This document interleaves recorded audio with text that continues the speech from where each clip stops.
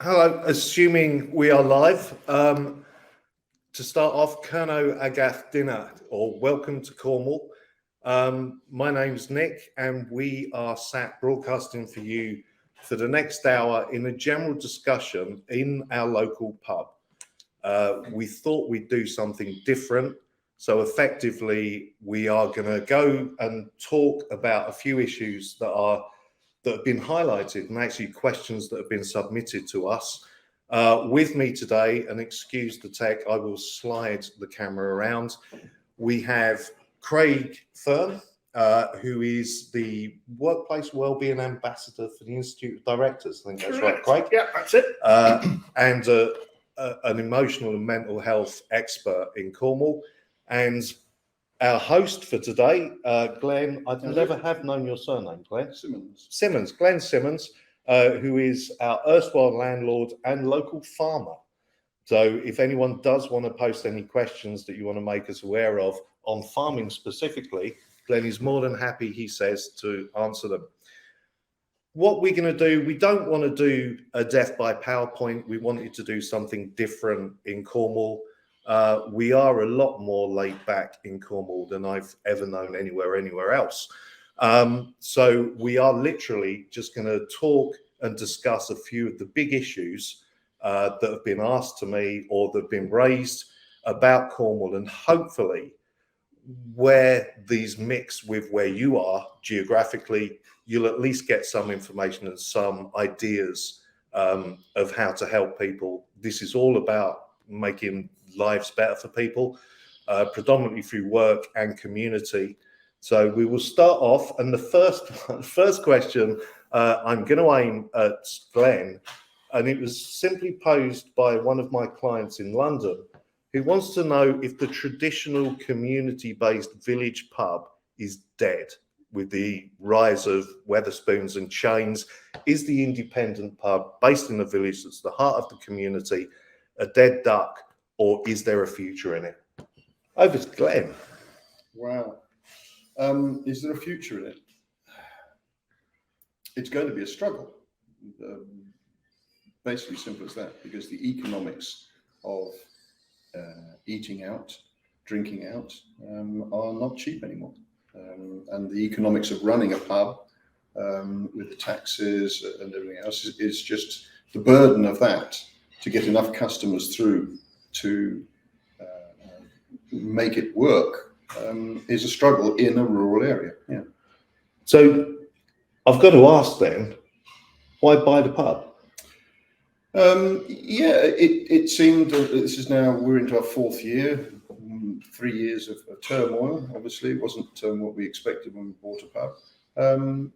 Yes, the aim why we bought the pub, or I bought the pub at the farm, is to put my meats through the pub. So I basically have a supply chain of my meats coming into the pub to serve the customers.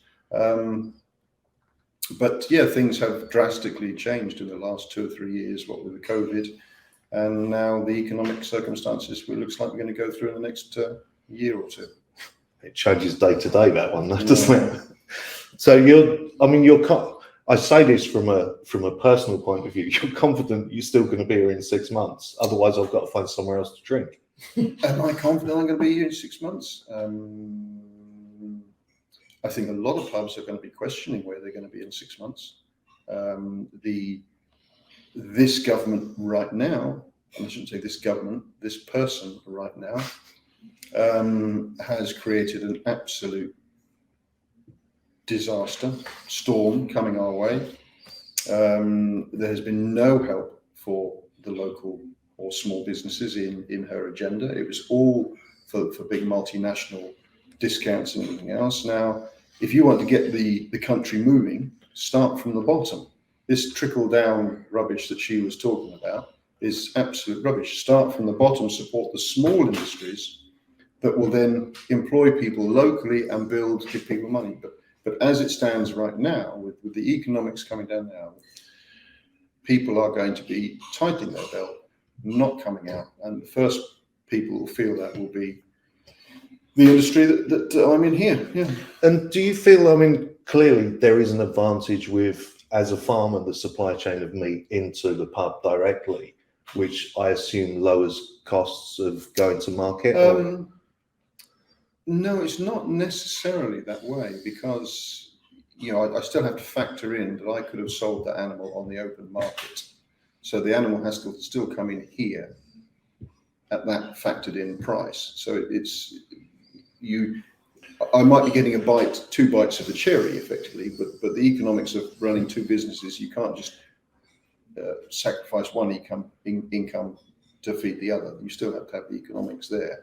And I could go out and buy a lamb or a pork or a beef from a wholesaler at the same price as what I'm supplying the meat to. Yeah, well, we won't have that conversation about why there's no lamb on the menu. It is just that I can control the quality, if you like to say, and know exactly where the meat comes from. And do you think then that now there is a market for that quality of pub food and pub drinks rather than just get it cheap? Well, you can't compete. You can't compete against the Witherspoons on that cheap front. So you have to do something. So you have to provide quality. And in my mind, it's quality you have to provide. And then people will come to you because of what a fantastic meal they had. And yes, you've got to get the economics right there as well, because everyone has a budget. But you can't. There's no point in trying to compete with the Wetherspoons and go down to £9.99 for a plate of food. It's just not possible. The 20% of that is VAT, which is another issue. In France, in the European Union, VAT on restaurants is between 8 and 10%. So every £10 meal that goes out of here, £2 of that goes to the government. That's interesting. Yeah, people don't realise that. People think they're coming and buying a meal for £16 that's going in your pocket. It's not. 20% of that is going direct to that. Now, the government could have, in this last thingy, as Boris did, bless him, when we had the COVID, they reduced VAT down to 5% and then 12.5%, which gave you enough to build to keep you running through. But you can't compete when food costs are getting higher to us and to everyone else, and then the government is then taking 20% of that. Yeah, and it is, I suppose it is different for independent pubs that effectively are in very small, like we are, rural communities, opposed to being an independent pub in somewhere like Redruth or Truro. Yes, if you're in a high street location, of course, you've got more footfall and more chance of attracting someone to come in. Whereas in a local community where people have to specifically drive to come here, then obviously that's you have to attract them, and you can't attract them with just cheap food you can get anywhere else. You attract them with quality food, nice atmosphere, and yeah.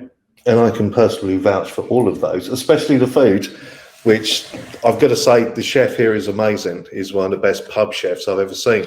But that does bring us nicely on to involving Craig and asking about something else that was raised, the different attitudes towards well-being from a total well-being perspective between towns and rural communities. Is there a noticeable difference between how they feel or what they want to talk about?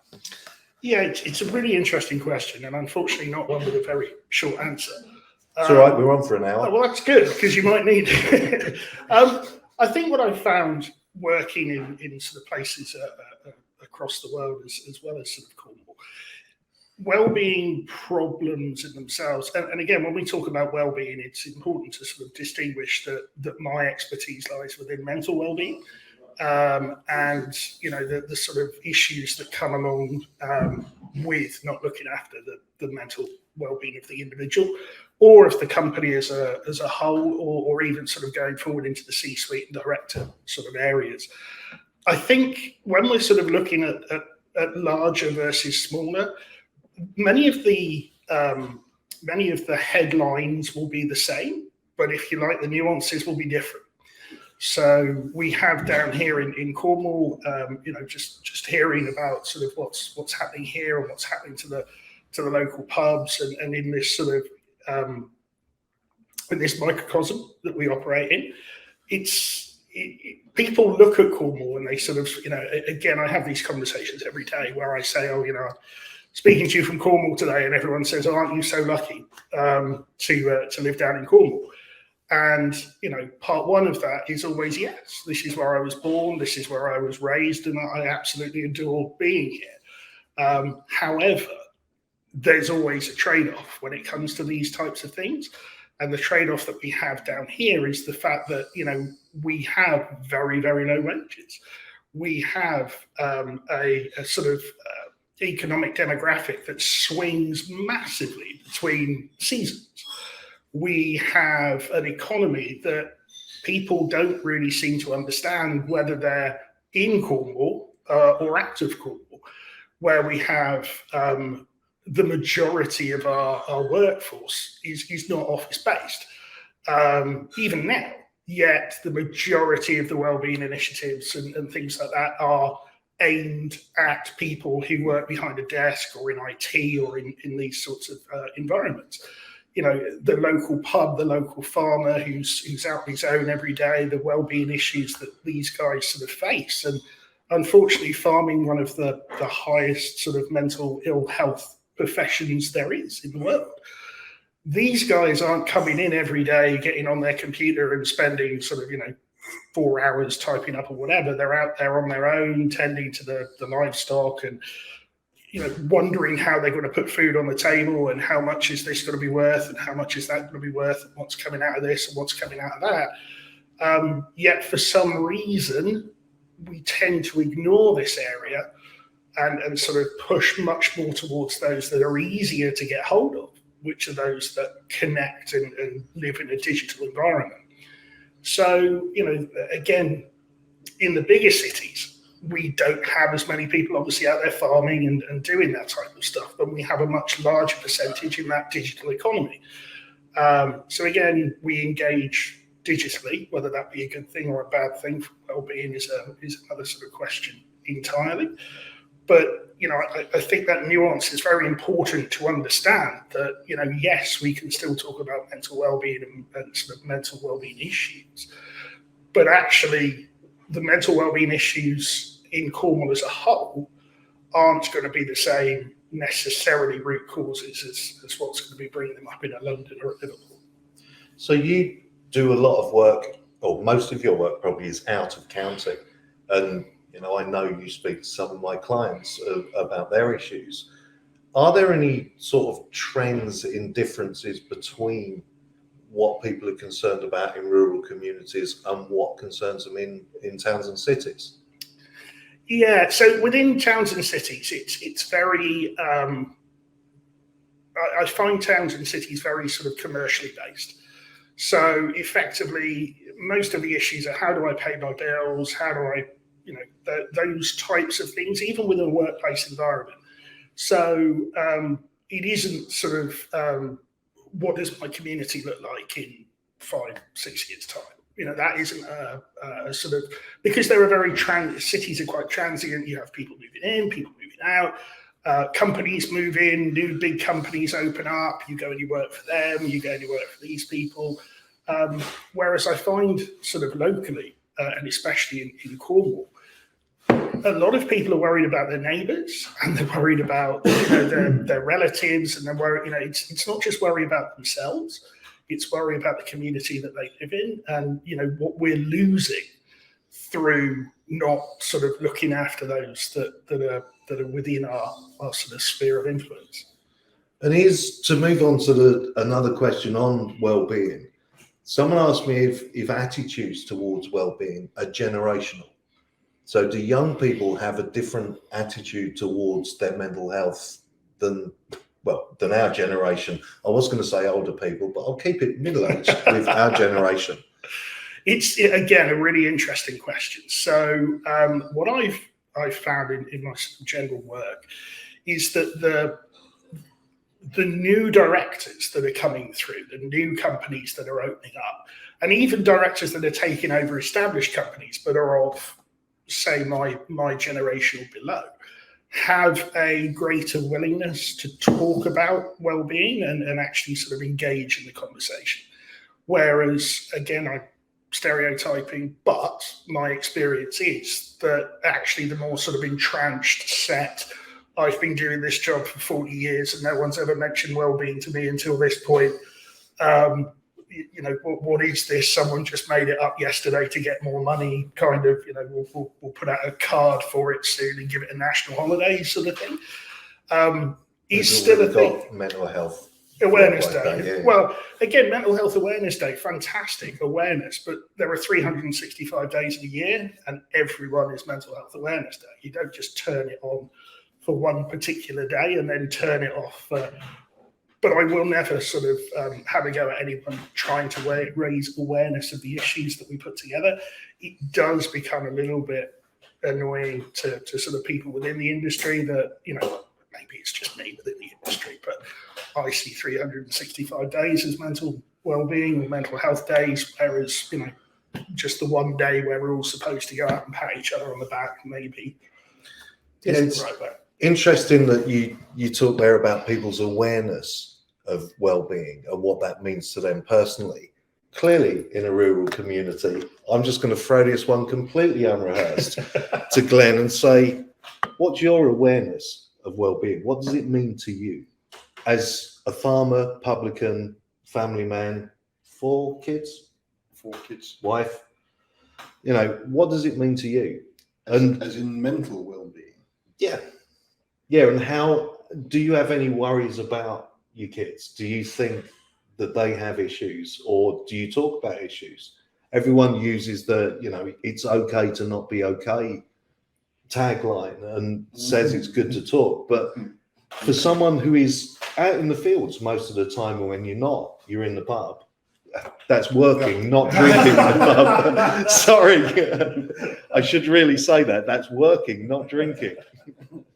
What does it mean to you? How do you feel about your own mental health and mental well-being and that of your kids? Wow. That's a difficult one. We're not here to answer easy questions. It's a personal thing. I mean, yes, agriculture is a solitary, predominantly solitary activity, being rural and being there isn't whereas even just sort of post-war, there was a rural community because of the number of people who would be working on farms. Nowadays, yes, it is generally just one man with maybe a worker or something like that. So it is very solitary. I mean, the will and are, I suppose, the biggest mental stress on the farming community is the economics of it. And the economics have not been good for the last 20 years. So you are always struggling to balance your books and that side of things. So that would be the mental pressure on that side of things. Children, you can't bring children up in a better life than the farming community. You're outside, you're running around. You haven't got to worry about drugs on the streets or just look at the amount of stabbings and violence in cities and towns now with teenage children. I mean, it's just horrendous. So I think the mental welfare of children generally has been good in the countryside from that side. And then it comes down to a personal attitude and whether you are happy in your life.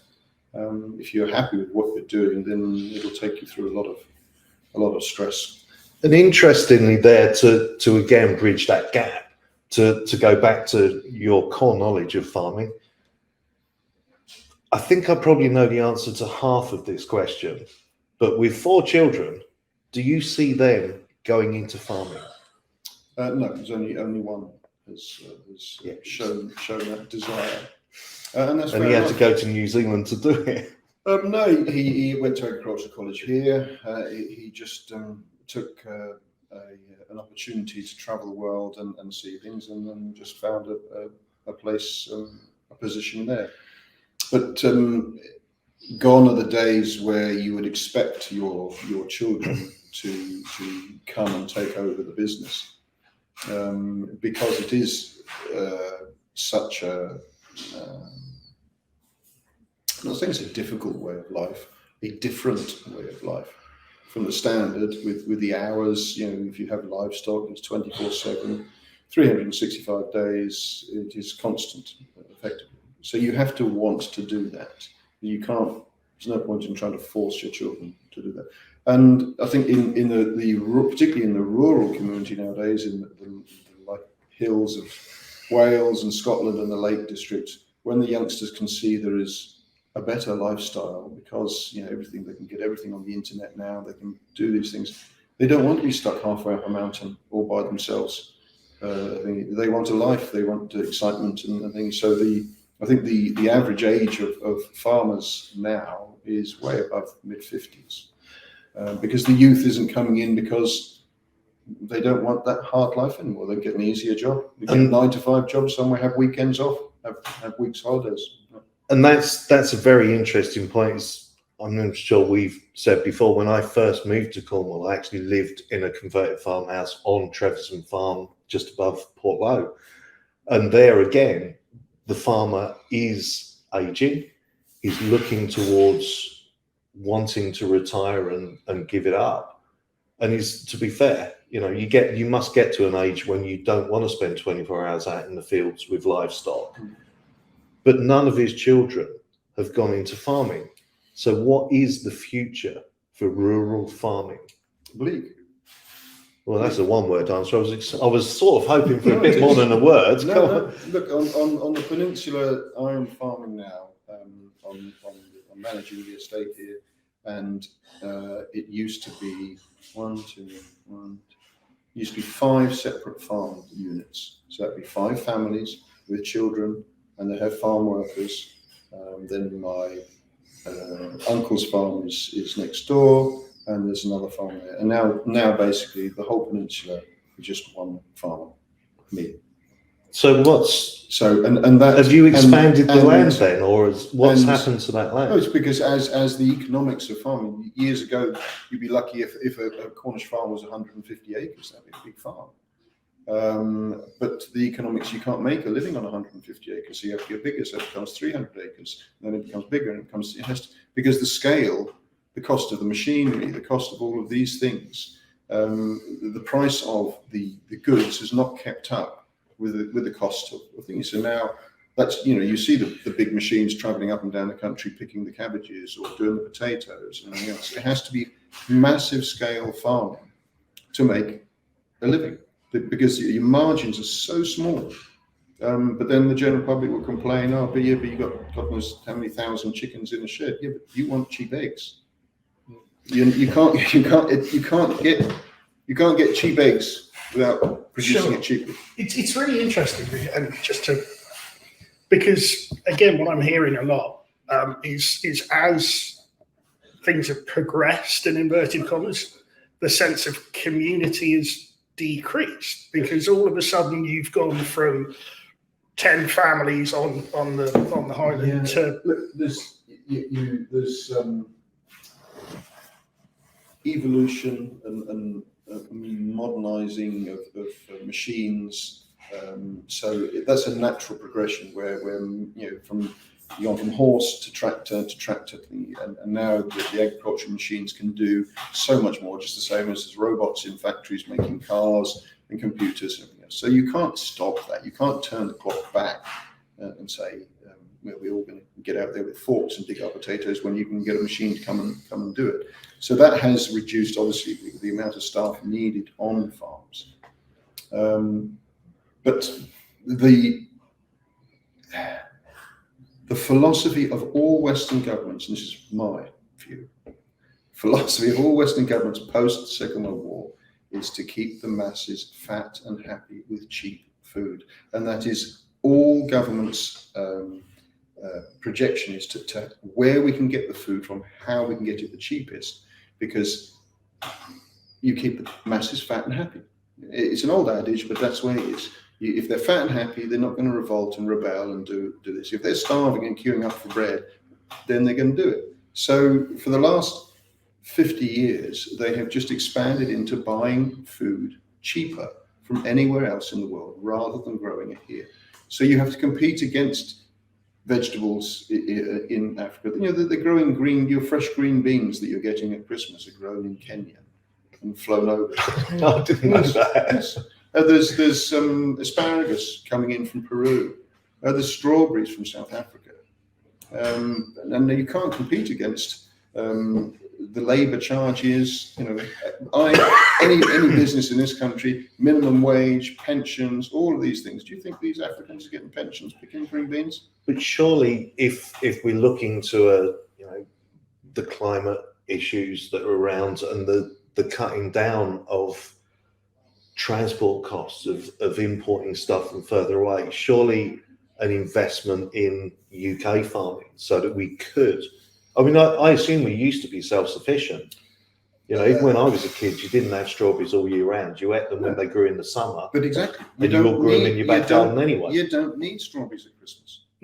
Well, I think I do. That is not a necessity. That is not a necessity. If people are talking about now, obviously the economics are getting tight and we've got to pull our belts in and cut your thingies. So you don't need a bloody strawberry. Excuse my language. You don't need a strawberry at Christmas. I'm going to quote you on that when you do your Christmas dinner. No, it isn't. It is a luxury. It is interesting. I mean, that Did you field see, of it. when we were kids, you used to look forward to that end of May, June time when the strawberry fields would be out and you'd go pick it and they tasted absolutely. Yeah. Nowadays, the strawberry season has been extended through breeding of different varieties, etc. And they probably start picking in England probably late April and they'll go through to September. So the varietal thingy has extended the season. But yes, we can grow most of what we need in this country. We will always have to import because we're the high population for a small country, simple as that. Yeah. I think it's a fascinating discussion, but the whole, from a well-being perspective, well-being and community go hand in hand. The stronger the community, the better the individual well-being of those who are a member of the community. And, if we're losing the community to capitalism and consumerism, effectively what's happening there is that, like the local pub, we're not going to have the places where the communities used to come together and have these conversations. We're going to start moving much more towards this sort of at home on your computer chatting to somebody who's just like we are now in many respects.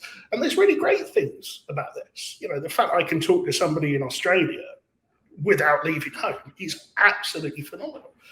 But if I replace my human interaction with just having these conversations, or if there isn't a local pub to me for 20 miles, am I going to jump in my car, burn fuel I can barely afford anyway, to go 20 miles, to go to the local pub, to then sort of, meet up with a few people because less people are going to that local pub anyway, because they still have to go because there's no one in that community?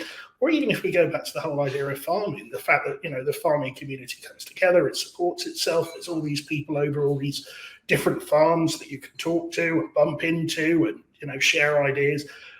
There's got to be a pivot point where sort of this has got to sit. There must be a way of getting community and, if you want to call it progress or whatever it is, to actually reach a pivot point where we're not isolating individuals because we're striving so hard to progress, to bring in strawberries all year round, or to undercut the next person.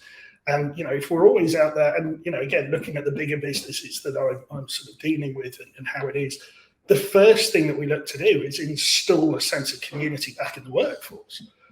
If the workforce buy into the company, the ethos, what they want to do, how they're doing it, understand what they're doing, and actually are told what the decisions are, why these things are made. If you can get people to buy back into that sense of community, it's a lot easier to then move on. Even if you're just talking in terms of countries and everything that's going on in the world at the moment, if 90% of your country don't agree with what's happening in the country, it's a hell of a lot harder to move that country in any particular direction, even if you are the 10% ruling elite or whatever you want to call it.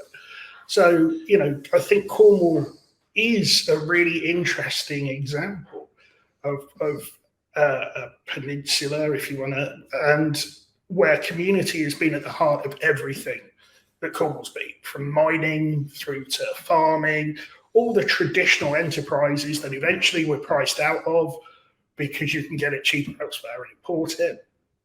All the communities that have been built up around these traditional communal ways of life. You know, we've got our senior leaders and our politicians consistently going on about the fact that we need to catch up and we need to reintegrate and we need to bring Cornwall up to speed with the rest of the country. And I find this really weird because Cornwall isn't the rest of the country. We are what we are down here, and we always will be. We don't need to be London. We need to embrace the good things that come down, but we don't need to take everything and say just because it comes from this place it's the right way to go, or just because it comes. You know, we yes, we have to find better ways to do what we do, but we can do that and maintain our Cornishness, for lack of a better way of putting it. That community element that comes along with it, that sort of why people come to Cornwall in the first place. You know, they come down here with you say Cornwall to somebody further afield, and oh yeah, beautiful place. Everyone says hello to you in the morning, and you know that's the way it is. And people have this idea, and then when they sort of come down here and they go, oh, hang on a minute, there's nowhere for your young people to live because everywhere's been bought up, and you know your rural schools are closing because there aren't enough young people still able to buy houses in that area, so kids can't go to school.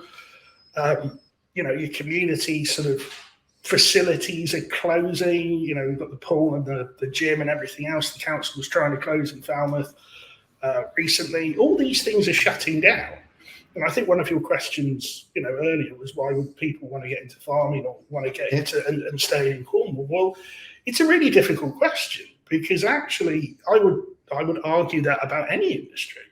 As a young person in Cornwall, what industries are you going to be able to get into and continue to sort of live a decent life, earn a reasonable wage, and be able to access all these sort of local facilities that you could do if you moved, you know, a couple of 100 miles up the country.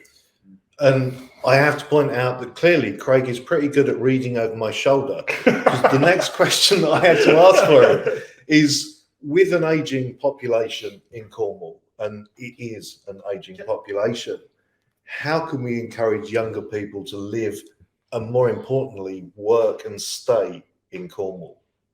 Again, I go back to this sense of community. And as we were sort of talking about earlier about village pubs, and if you take that analogy one step forward and you say, okay, look, we cannot compete with Wetherspoons because Wetherspoons buys bulk all over the country, brings it in, sell it high, sell it cheap, get it out. The local village pub cannot compete with that. So the local village pub turns around and says, okay, I can't do that. But what I can do is I can provide a community feel where everyone, you know, I was going to say where everybody knows you. I was watching Cheers this morning. But, you know, I'm not, but in that kind of thing, you know, it's where everyone knows who you are. You're the heart of the village. The quality is there. The sort of personal attention is there. It's not fast food. It's not, you know, get them in, stick it in the microwave, throw it through. And do that way. And in a way, I think that's how we keep younger people in Cornwall. We have to show them that it's worth hanging around and being part of the Cornish community and driving Cornwall forward. But they have to have a job. Of course. And that's number one. Money is... And that's where it stems from, is give them a job with an economic prospect that they can buy a house and stay locally, then they will. And then we come back down to, as you said earlier, the low minimum wages that are in Cornwall. But that is because the industry cannot afford to pay anything more but minimum wages, because we're being pushed through completely. Whether it's the farming side or whether it's the restaurant side. It's you can't, you know, I'd love to pay more money, and we do pay as much as we can. We certainly pay more than minimum wage. But there comes a limit as to how much you can pay. Yeah. All businesses have to survive, and it's not. I know people hammer on and to businesses quite negatively. Oh, yeah, but you're only paying minimum wages, because you can only afford minimum wages. You can't. You know, I don't think you see many pub owners running around in Rolls Royces and everything else, let alone restaurants. And you just have to look how many pubs are closing at the moment, how many restaurants are closing. Look at the high streets. It's the same. Yeah, it is. It's the chains that are, you know, and I think the other thing that I would sort of say, and going back to your point, is, and I bring this into every conversation I talk to anyone about well-being in any respect. I believe the key word in well-being is realistic. And whatever we do, however we do it, we have to be realistic in our expectations. We have to be realistic in what we can deliver, and we have to be realistic in what we can promise. And, you know, if you're I'm an overweight middle-aged man. I am not beating Usain Bolt over 100 meters. Well, unless I handicap it. Unless it's down. Unless it's down and I get to roll. Yeah. And that's the point. The point is that we hear so many promises so often from so many different places. And, you know, what you're talking about in terms of wages and things, it would be unrealistic of you to say, yeah, of course, I can do X, Y, and Z. This is the way it is. But people don't like sometimes to hear the truth. They like to hear that there's a way to make it work, or there's a way to sort of do it better. You know, businesses aren't the NHS. They're not. You know, we're not here to sort of replace the health service in terms of what we can offer to employees. But you know, again, it's that realistic standpoint. You know, no one in the wildest dreams would expect a local pub to be paying more than it could afford to be sustainable over a long period of time. That's a farmer, a publican, a miner, whatever it might be. You know, we have to be realistic and cut our cloth accordingly. And again, I think that's something that we as a community need to understand, that, you know, actually we can only do so much with what we have. And you know, if we want to maintain that well-being balance, we have a responsibility too, rather than just pointing the finger at businesses and things like that and saying, well, hang on a minute, why are you charging X, Y, and Z? Why can't you pay me more money? Why can't you do this? Why can't you do that? Well, the answer is normally 99% of the time we'd love to, but actually we just can't. And that doesn't make you the bad guy in the equation. It just makes you another cog in the wheel that's making the money. Interesting that you touched on very traditional industry there. I mean, there is land all around us. There's farms, open land, whether they're being farmed or not, all around where we are on the Roseland at the moment. We're surrounded by 400 miles of coastline. And traditionally, the economy of Cornwall was built on tin mining. So looking at the three probably most traditional industries that made Cornwall what it was when it was a massive economic leviathan through the 17th and 18th centuries, we've still got those industries. You know, marine industry in Cornwall actually employs 17 to 20 odd thousand people at least, in varying things from new technology and dredging to traditional sail making, you know, for the old barges. We still have farming, whether it be from a point of view of beef. Yours is beef here, isn't it? So you know, beef farming and lamb or sheep farming, as well as arable crops on the Roselands and around. But we also grow those weird plants that make saffron, you know, because we've diversified. We've looked at things like with mining. I don't believe there's any active tin mines open now, but I have heard they are going to reopen one. But we're mining lithium now, which is highly technology based, but that traditional industry. So is the future, rather than relying on technology, which a lot of people will tell you down here that technology is the future, or is it looking at creative ways to adopt technology for traditional Cornish industry? I think that's, again, it's a really good question. I wouldn't have asked if it wasn't.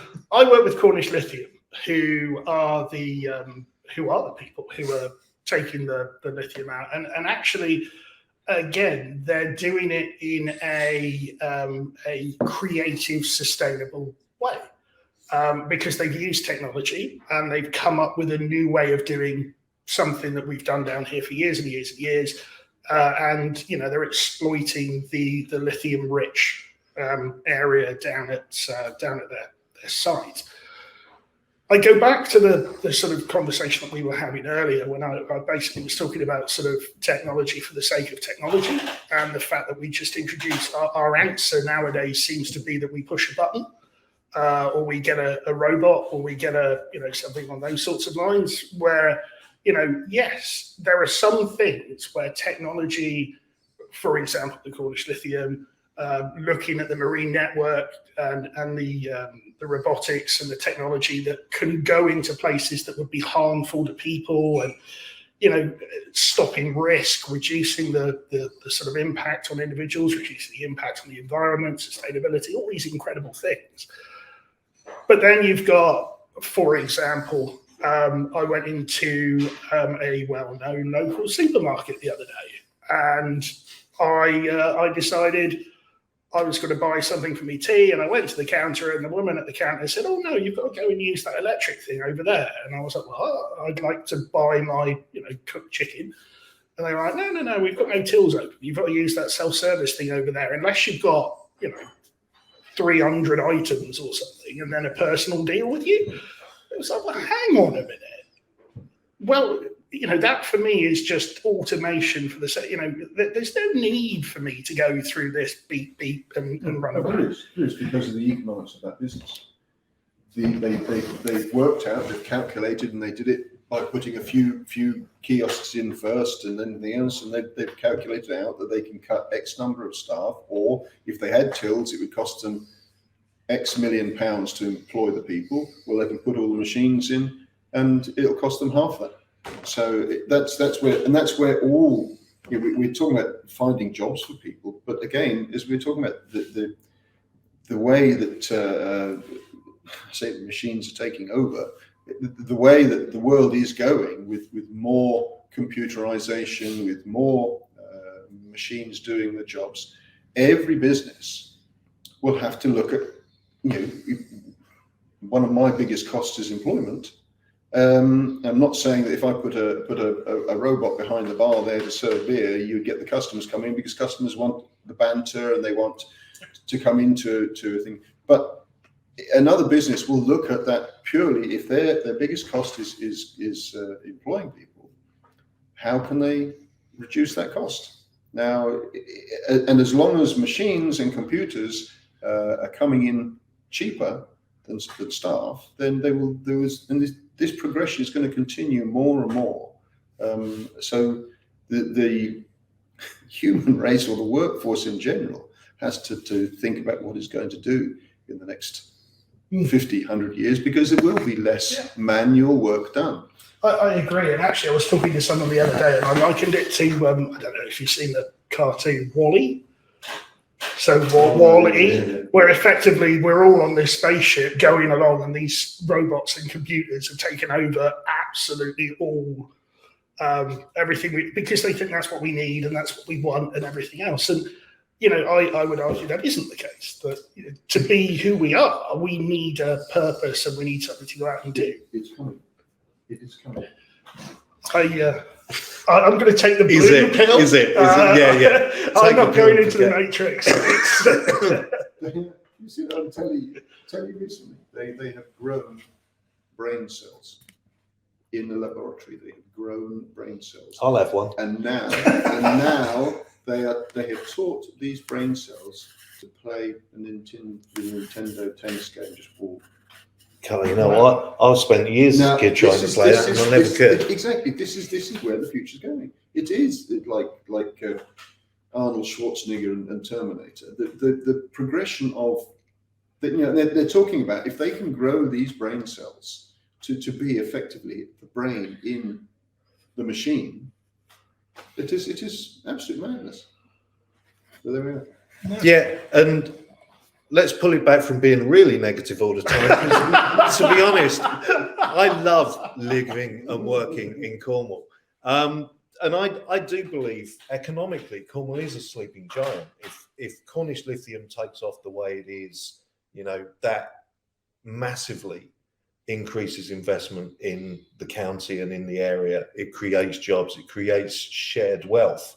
And as byproducts, it creates heating for factories and homes that we're not paying for because it's based on the geothermal heat from the superheated water that lithium's in. I do technical, by the way. But I don't want, we're running relatively low on time now, and I don't want to leave everyone or anyone that's still listening, I don't want them to think that we're really negative about being down here. If we were, we wouldn't be here. It's that caring about a business community and trying to engage that community together and create a sort of cross bands. I mean, what Glenn won't tell you is that every Wednesday night in this pub, all of the local farmers come in and local landowners and local gamekeepers, and it almost becomes a bartering system of what people have got, what you can use, using other people's skills to develop and use that whole, what I would call a business community as opposed to a living community. And attached with what Craig does with the wellbeing side, he does encourage people to open up and talk and can help with anyone's issues. So I'm going to finish by posing a single question. If they answer one-word answers, we've got 10 minutes of dead time.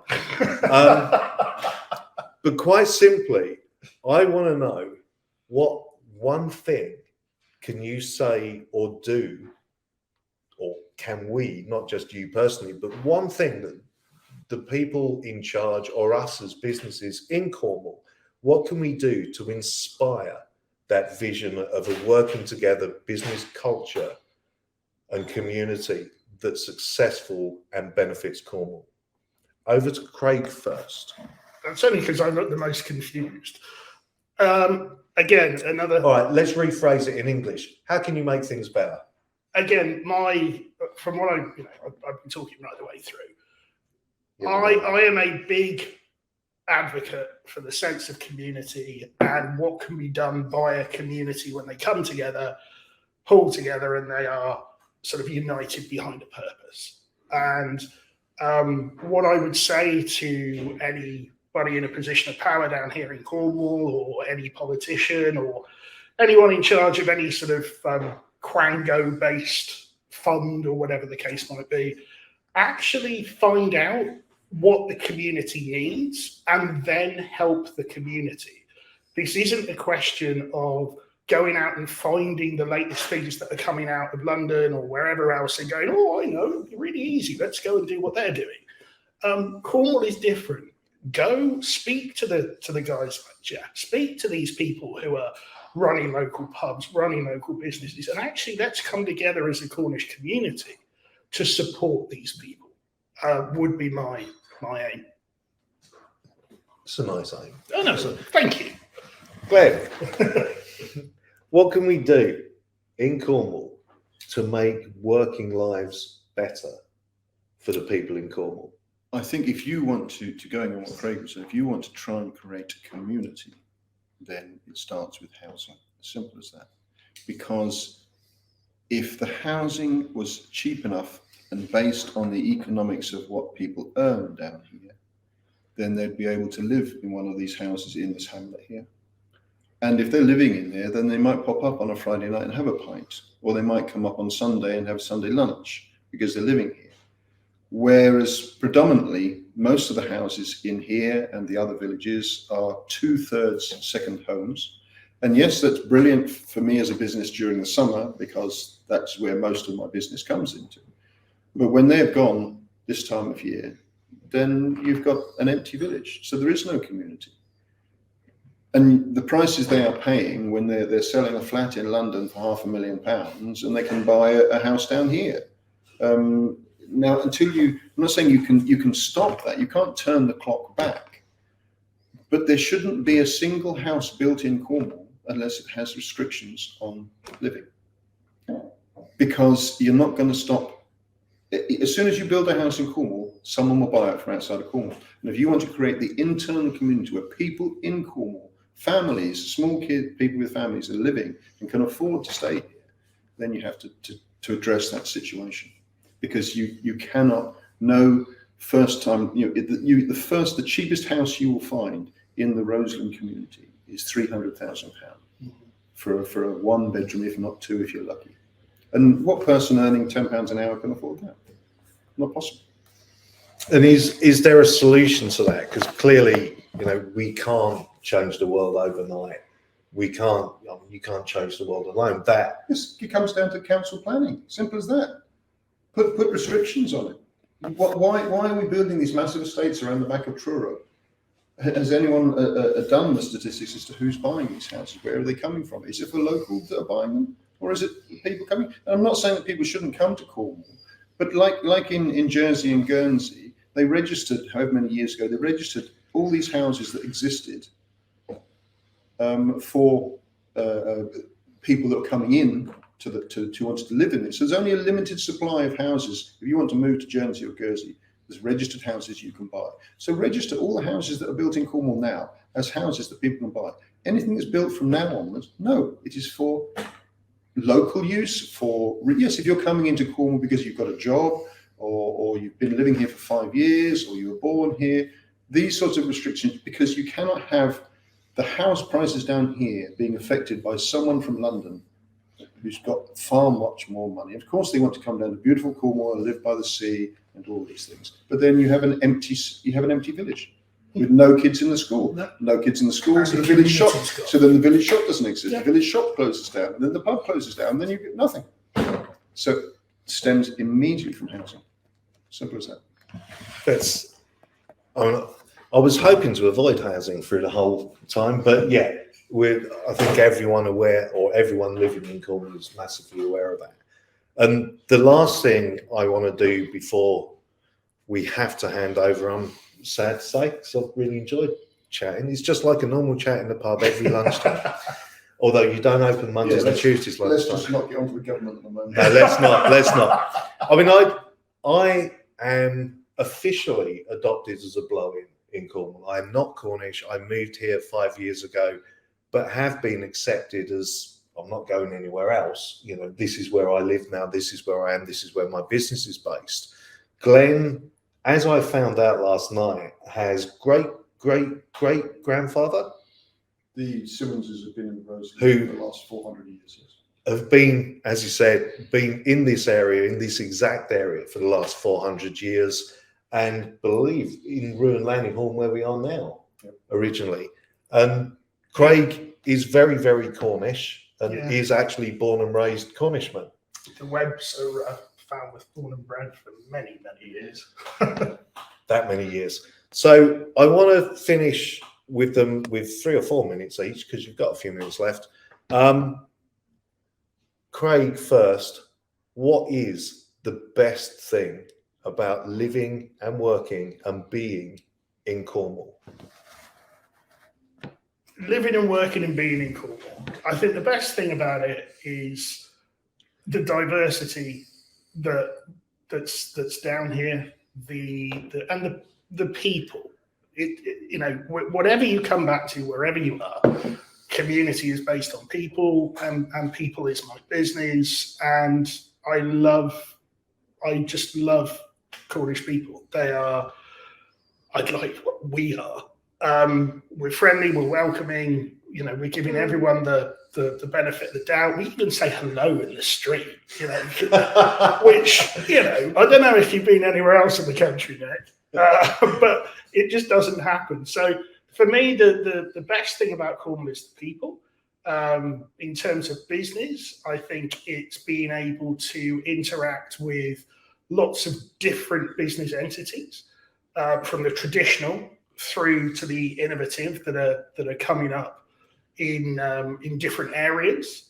If we're going through, and of course, there is no place on earth that has a coast like Cornwall. That's true. Everyone should sail. Although, to be honest, just before I move on to Glenn for his answer on the best thing of Cornwall, I do need to point out that a certain statistic that I was given, and it's simply this, that you cannot live anywhere further than 17 miles away from the coast in Cornwall. You are always a maximum of 7. I mean, here we're what, mile and a half, you know, and the river's closer. So you're always surrounded by coastline. 20% of our 8 to 11-year-old school children have never visited a beach or the coast. So to me, the most inspiring thing of being here is Cornwall itself. It is stunning. And yeah, the people are great. I've felt extremely welcomed since the first day I moved down here, and love to be part of that community and invest and work with the community. But we still need to recognise that there are masses of disengaged people who need to be brought into the fold. Of course. And finally, over to Glenn to tell us, as a 400-year-old resident of Cornwall, or the family are, he's really not that old. Just before he goes back to his part-time job as Father Christmas, why Cornwall? I know you've got farms in Essex, or you grow your grape in Essex. Why do you choose to spend most of your time and live in Cornwall? Well, my family farm, my grandfather's farm was down here. Yes, I spent 30 years in Essex, and Essex is one interesting county.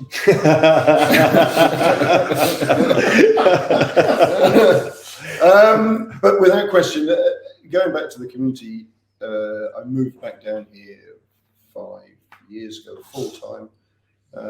Part-time about 10 years ago. There are still communities in Cornwall. There are in the villages communities in Cornwall, and they are not in Essex anymore. Essex is very much a London dormitory town, villages. Everyone flies in, flies out. You still do have the remnants of community down here, and it is wonderful to walk into your pub and everybody knows your name, as they say, and you can have a banter with the landlord and that is welcoming and yeah. And to be fair, the idea of everyone knowing your name, why is my tab in the bar down as Max's dad rather than my name? Because there are 2 Nicks in the village and I'm the only one with a dog. So, but yeah, I mean, look, we need to wrap up now, sadly, because we are running out of time. Thank you, extreme thanks to Craig and Glenn for coming in. And just as we said when we started, having a chat in the local pub over a pint and just generally having a really good time. So I think we've got just over a minute to go. I need to hand over to whoever's coming up. I was expecting it to come up on my screen down here, but I have trouble spelling IT, let alone using it properly. I'd just like to say, if anyone is out there, please comment, get in touch, have a chat with us. We have really enjoyed talking to you, and hopefully you've enjoyed listening to us at least a little bit. So thank you very much, and I will hand over to Jane Halford, Communications Director of H&H. Thank you very much indeed, and have a great rest of your day.